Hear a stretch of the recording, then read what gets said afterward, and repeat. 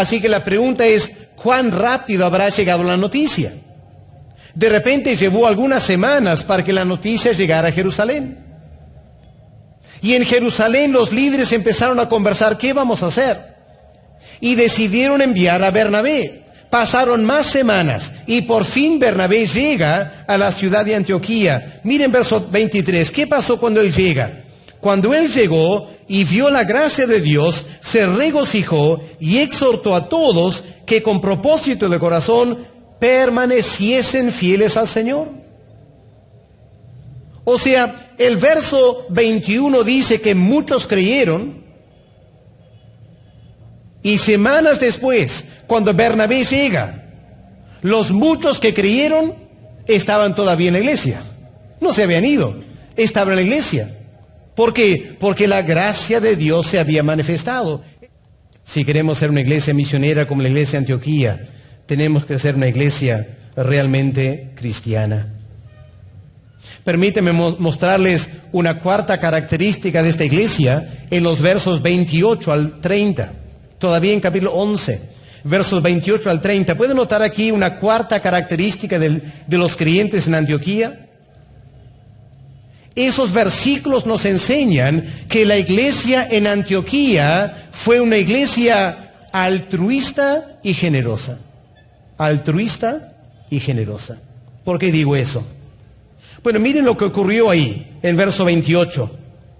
Dice, un día llegaron de Jerusalén unos profetas. Uno era llamado Ágabo. Y pueden ver ahí lo que dijo Ágabo. Dio a entender por el Espíritu Santo qué es lo que iba a venir. ¿Qué iba a venir? ¿Qué dice la Biblia?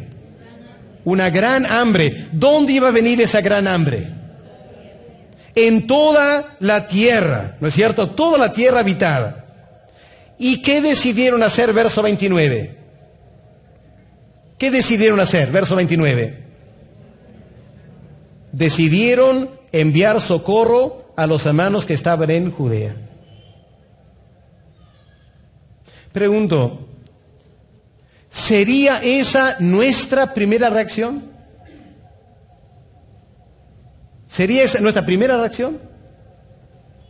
¿Se acuerdan, hermanos, en el libro de Éxodo, cuando Dios le dio al faraón un sueño, que iba a venir una gran hambre en Egipto, en toda la tierra? ¿Qué es lo que el faraón quería hacer? ¿Qué hizo el faraón? Cuando a través de José se enteró que iba a venir una gran hambre. ¿Qué hizo el faraón? Empezó a juntar un montón de comida para sí mismo. Ahora, aquí el profeta dice, va a venir una gran hambre en toda la tierra. Si es en toda la tierra, eso incluye también Antioquía. Y uno pensaría que los hermanos, escuchando esta profecía, dirían, uy, Señor, gracias por avisarnos. Ahora vamos a empezar a juntar dinero para cuando llegue la hambruna.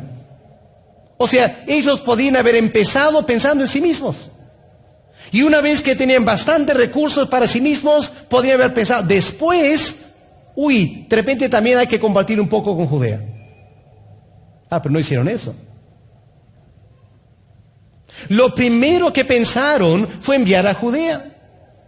Ahora, noten estos detalles, hermanos. Ya cuando leemos la Biblia hay que notar los detalles, no leerlo apuradamente.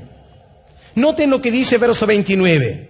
Entonces los discípulos, cada uno. ¿Notan eso? Cada uno. O sea, no dos o tres, no unos cuantos, sino que toda la iglesia, cada uno quería aportar. ¿Qué más dice verso 29? Determinaron. ¿Qué significa determinaron? Significa que tomaron una decisión muy en serio. Sí o sí lo vamos a hacer. Aunque nosotros tengamos que morir de hambre, vamos a enviar socorro a Jerusalén. Qué tremendo, ¿no? Otra vez la gracia de Dios obrando en ellos. Y miren verso 30. ¿Qué dice verso 30 al comienzo? ¿Qué dice en verso 30? Lo cual en efecto lo hicieron. Porque a veces lo que pasa, hermano, ¿no es cierto? Es que escuchamos una necesidad y sentimos, ay, así hay que dar. Y nos vamos a la cama y el día siguiente nos levantamos, nos hemos olvidado todo. y hacemos muchas promesas y no cumplimos. Pero no esta iglesia. Esta iglesia, cada uno determinó enviar un apoyo, y lo cual en efecto lo hicieron. Una iglesia generosa, una iglesia altruista, una iglesia que piensa en otros antes de pensar en sí mismos. Ahora, hermanos, cuando llegamos a la última característica, vamos a notar lo importante de esto.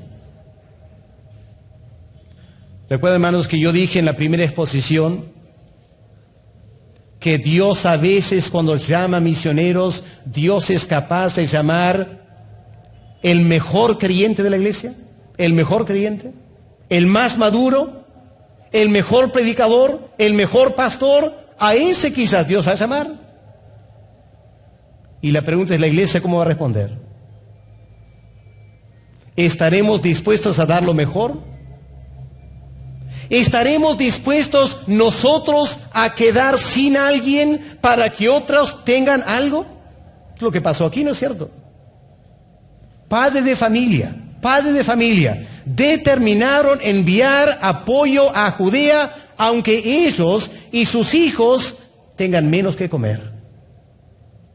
Menos que comer. Se sacrificaron para que en Jerusalén tengan más que comer.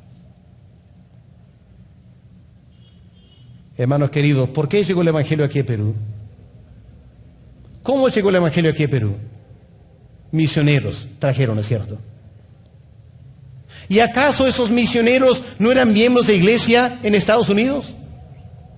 ¿Y acaso esas iglesias en Estados Unidos no necesitaban de esos miembros? Pero los enviaron. ¿Por qué los enviaron? Porque aquí en Perú era necesario que ustedes, nosotros, escuchemos el Evangelio. Las iglesias en Estados Unidos sacrificaron sus miembros, a veces los mejores miembros, y enviaron dinero. ¿Para qué? Para que los peruanos tengamos algo que comer espiritual. Y ahora nuestras iglesias han crecido. Grandes iglesias ahora en Trujillo. Y la pregunta es, ¿estamos dispuestos a hacer lo mismo? ¿Estamos dispuestos a sacrificar los mejores elementos de nuestra iglesia? Hombres y mujeres que hacen mucha falta en esta congregación. Pero que hay otras personas en la India o en Asia que no tienen nadie. No tienen nada de alimento espiritual. ¿Estamos dispuestos a sacrificar lo que nosotros tenemos para que ellos tengan algo? Ese es el modelo de Antioquía, ¿no es cierto? Cuando vino esta noticia de hambruna, aunque les iba a afectar a ellos, determinaron enviar ayuda a Judea. Dios quiere que nos dé también ese espíritu altruista, este espíritu generoso, que no es otra cosa que el espíritu de Cristo, ¿no es cierto? ¿Qué dice la Biblia? Él, siendo rico, ¿qué hizo? Se hizo pobre. ¿Para qué? Para que nosotros, en nuestra pobreza, seamos ricos. Ahí está el principio, ¿no es cierto? Ese es el altruismo, es la generosidad. Me sacrifico para que otros tengan algo. Dios quiere darnos ese espíritu aquí en Trujillo, en nuestras iglesias. Rápidamente, la quinta característica, ahora sí vamos al capítulo 13. ¿Cuál es la quinta característica de esta iglesia misionera? Bueno, fue sensible al Espíritu Santo. Fue sensible al Espíritu Santo. Eso notamos en los primeros 2 versos, ¿no es cierto?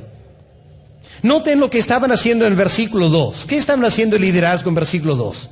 Estaban ministrando al Señor y estaban ayunando. En otras palabras, estaban en una tremenda búsqueda de Dios. El liderazgo buscando a Dios. Y en ese momento Dios habló.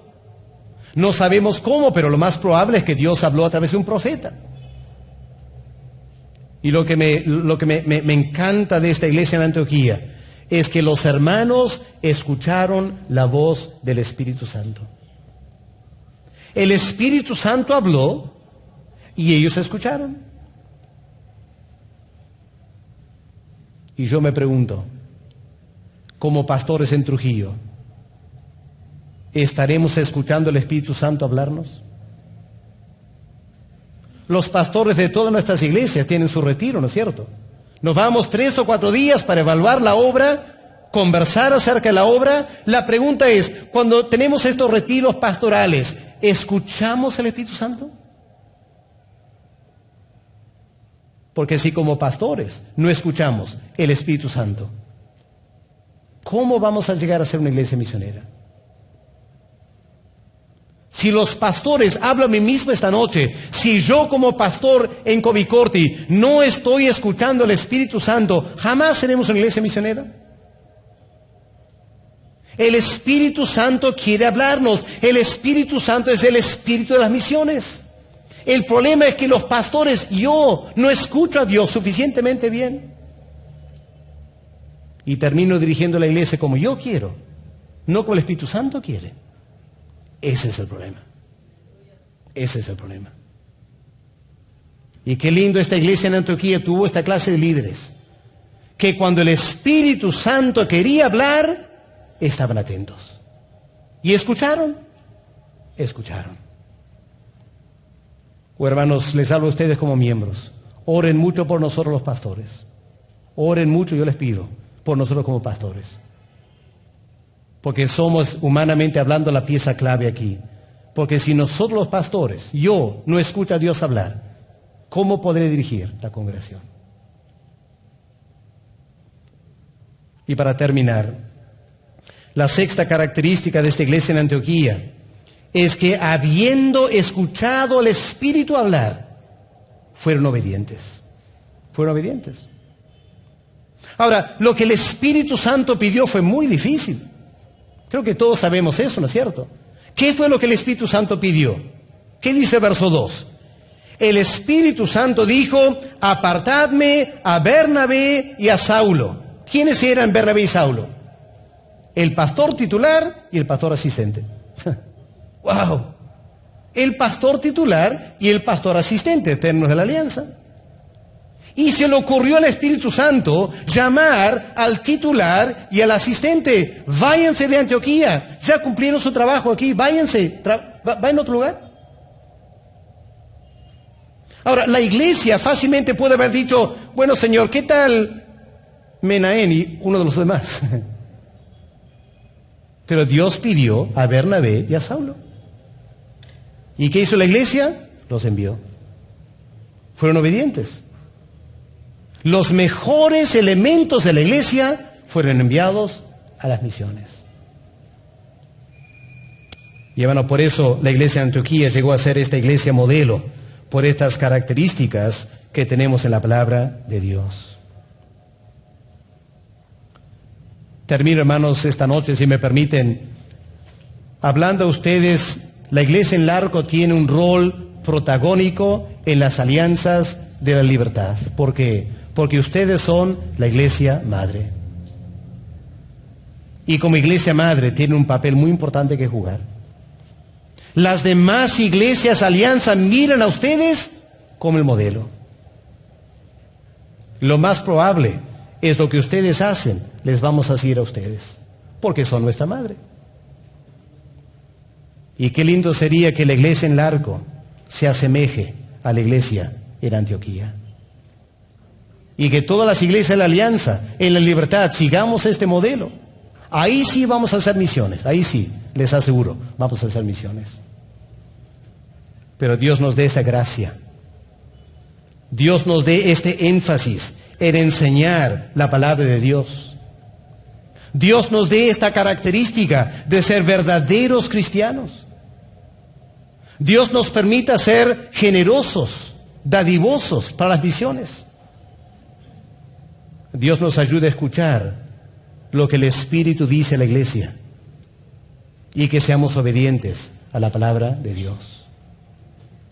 Si hacemos todo eso, la iglesia en Larco, les aseguro, la iglesia en Larco, igual que Antioquía, va a ser una gran iglesia misionera. Vamos a orar para terminar. Tiempo ha corrido tanto esta noche. Vamos a orar y terminar. Padre Celestial, queremos darte gracias por tu palabra esta noche. Tu palabra es como una espada que nos penetra a lo más profundo de nuestro ser, nos examina. Quizás esta noche, Padre, hemos sido desafiados, examinados. Quizá tu palabra nos incomoda en muchas maneras. Pero Padre, estamos aquí para escuchar lo que tú nos quieres decir. Si alguna cosa esta noche, Padre, he dicho en la carne, haz que los hermanos se olviden de eso. Lo que se ha dicho, Padre, que se ajusta a tu palabra, y es lo que tu Espíritu quiere decir. Haz que los miembros escuchen, recuerden y apliquen tu palabra. Padre, todavía en este mundo hay miles de millones de personas que no conocen a Cristo. Cristo murió para que ellos también sean salvos. Y es nuestra responsabilidad llevarles el mensaje. Padre, quiero pedir que tu gracia se manifieste en medio nuestro, que podamos tomar este modelo de la iglesia en Antioquía y aplicarla a nuestra iglesia. Y Padre, que podamos agradar tu corazón, siendo un ejemplo y un modelo para muchas otras iglesias. Háblanos, Señor, y aplica tu palabra a nuestras vidas. En el nombre del Señor Jesús te lo pedimos. Amén.